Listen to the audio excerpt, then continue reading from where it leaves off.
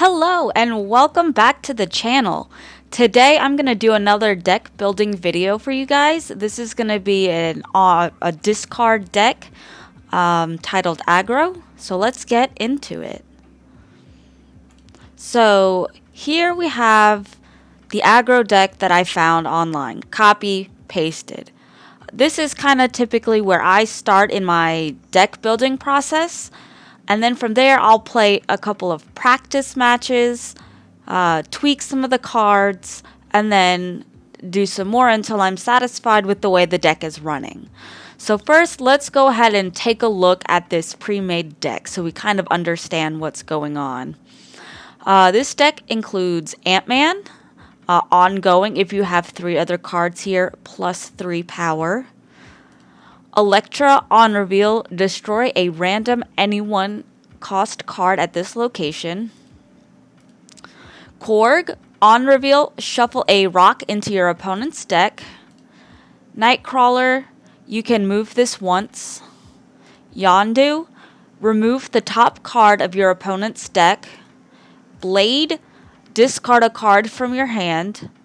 Angela, when you play a card here, plus 2 power. Wolverine, when this is discarded or destroyed, play it at a random location.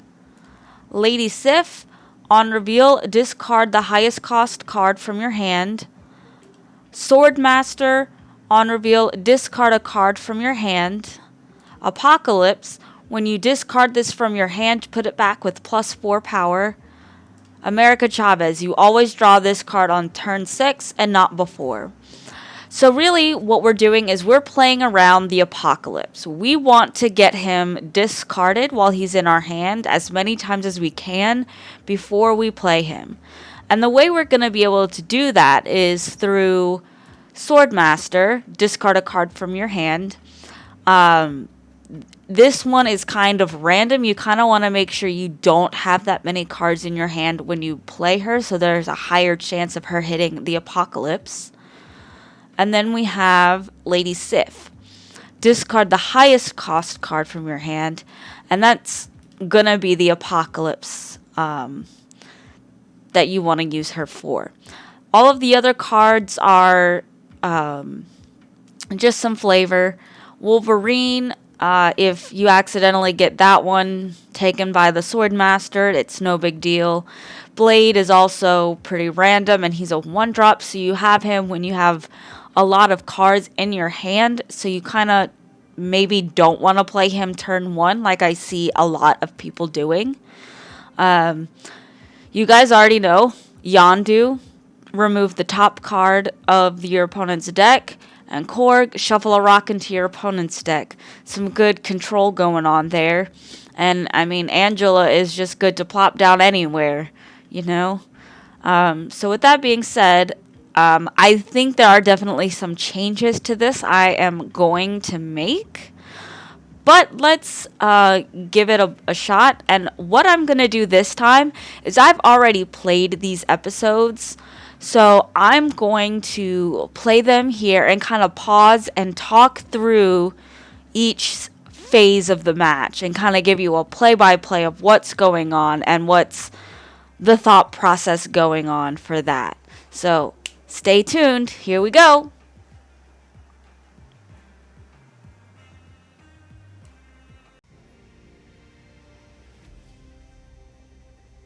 All right, here we go. Match 1.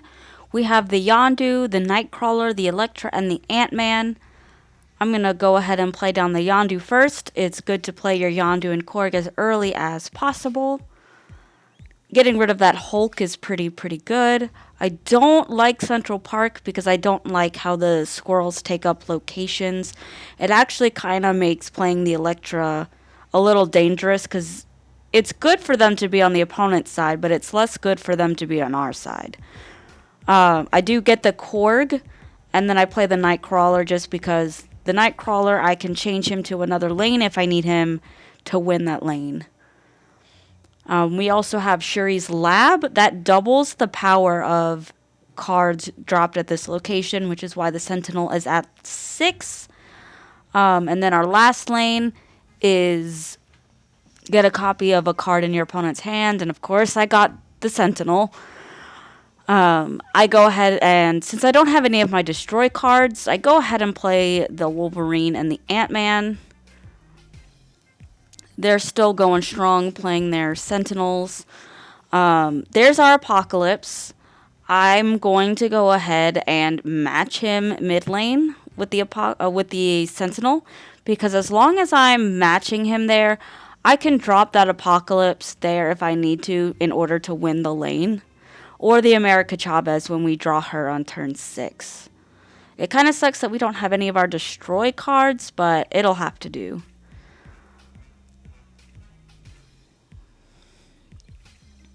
We're hoping the Electra hits the Quicksilver. That was kind of a lucky shot. There was just not really another lane I would want to throw her in. She is not the extra card that I would put into the mid, since she's only a 1 power. They played all of their Sentinels. I don't know why. I don't know why people do this. I see it a lot. Don't just spam your Sentinels. Make sure your deck has a good curve, has good cards with utility. Yeah, you can have cards in your hand. That's really cool. But it doesn't really lend itself to winning games, if I'm being honest.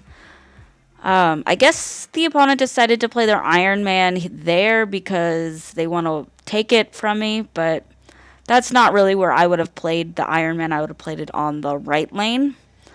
I go ahead and play the Chavez.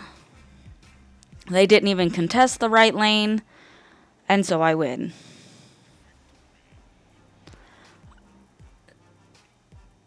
Yeah, just their whole use of the Sentinel wasn't very good in my opinion.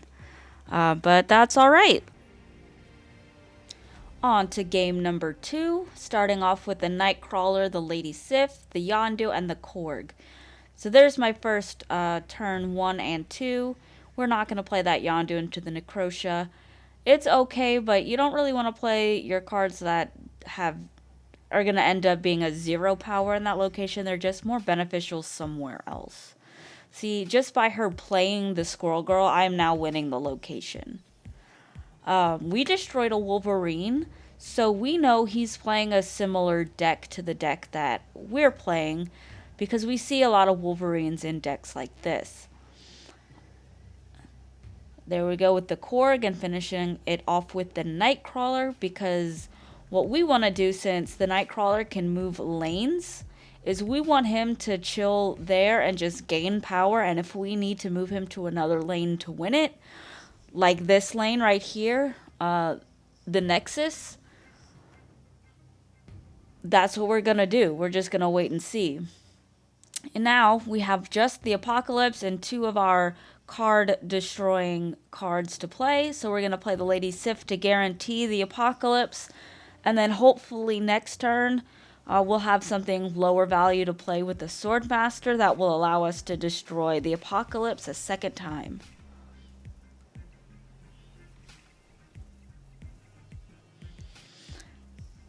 There we go, getting him to plus 12.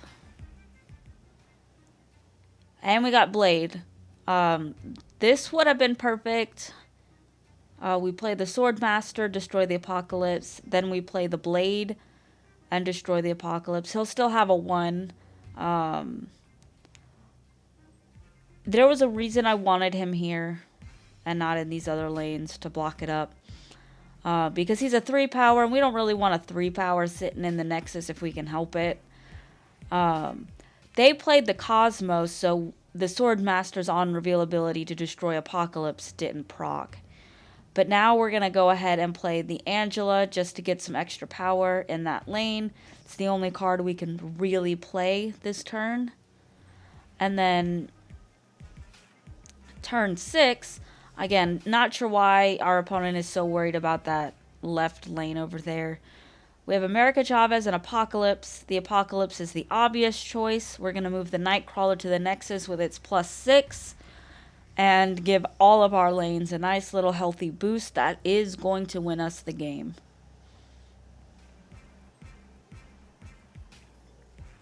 Strong Guy. I don't like Strong Guy. He clearly had cards in his hand. You only want to play the strong guy when you don't have any cards in your hand. The Cosmo was a very good play. There's lots of on-reveal cards that you're going to want to stop. But let's go back and take a look at the cards we have in our deck and see what we're going to be switching out. So there we saw a couple of matches, and we even saw a couple of similar decks. Some of those cards are going to be the ones that we're going to want to switch into the deck. Starting off, Nova. When this is destroyed, give your cards +1 power. Very good. This may just not really be a good Angela deck. All decks are good Angela decks, but I like the utility of some of these other cards because Nova is basically going to be the one to buff everything. And if we're going to have Nova, that means we also have to have Carnage. Destroy your other cards here, +2 power for each destroyed. Now, I know that this is an aggro deck, so, you know, it doesn't have to be just ongoing or just on reveal, like some of my other themed decks. I think we're going to take out Ant-Man. Let's see. Still really like Yondu and Korg.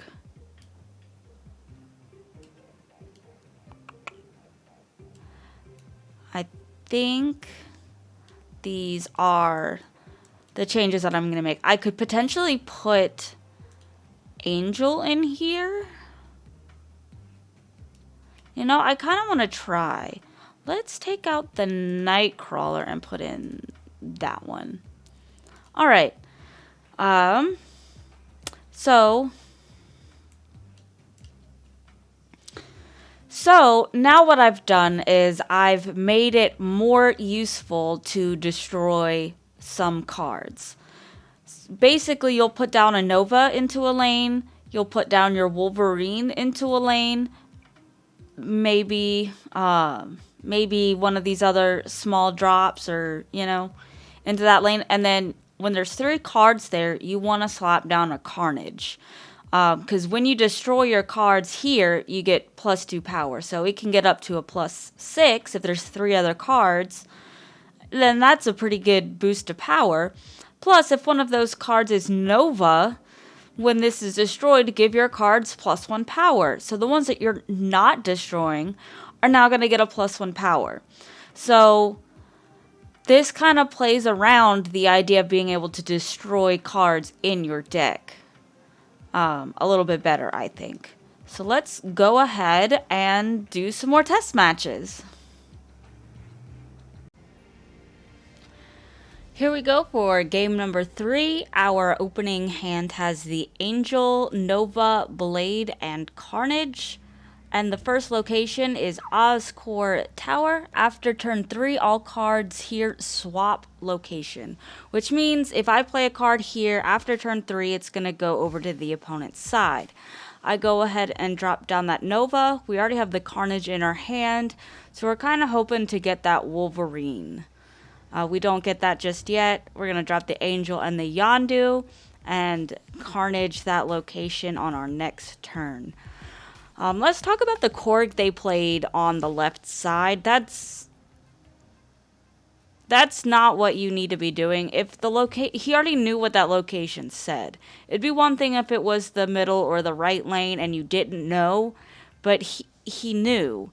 And now that Korg is going to come on my side. I'm not mad about it, but just be mindful of those kinds of things because that can really turn the tide. So there I go, play the Carnage. The Nova is going to give the Carnage a little boost. And then I'm going to play the Blade to get rid of the Apocalypse, which is the only card in my hand. And now I have the Korg. I do snap because, I don't know, that was a dumb move in my opinion.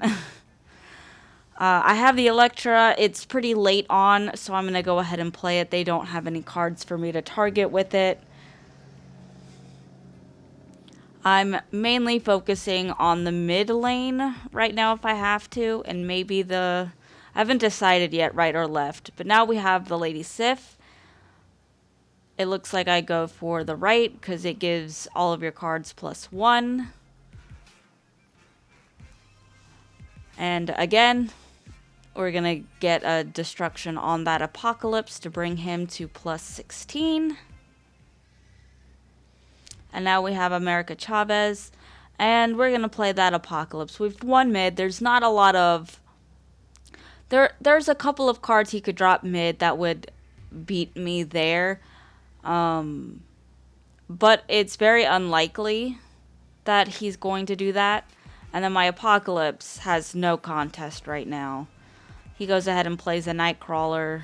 I didn't care about that lane anyway. He's buffing more cards that I don't care about. And so that was an easy win. It's just good to be mindful of locations and what those locations do. Here we go, game number 2. We are starting off with the Nova Blade, Lady Sif, and Wolverine. Our first location is the Vault. Cards can't be played here on turn 6. We're going to go ahead and just play the Nova. Location number 2, Sokovia. That location gets rid of a card in each opponent's hand at random. So it got rid of my Blade, which is okay. I'm not sure why our opponent just moved their Nightcrawler from the Vault. That seems like a place to keep it unless they're not planning on contesting that location, so they're just going to let me have it and they're going to focus that power on the other 2 lanes, which is probably smart considering I have the Carnage. We're keeping the Wolverine. He moved mid. So we have a +9 on the Vault. I don't know why they use the Hulk Buster on the Nightcrawler, especially after it was moved. I guess it was just for a little boost. They're going to play the Hawkeye. Now, if you were paying close attention when their card got destroyed, it was a multiple man, which means they're running a movement deck.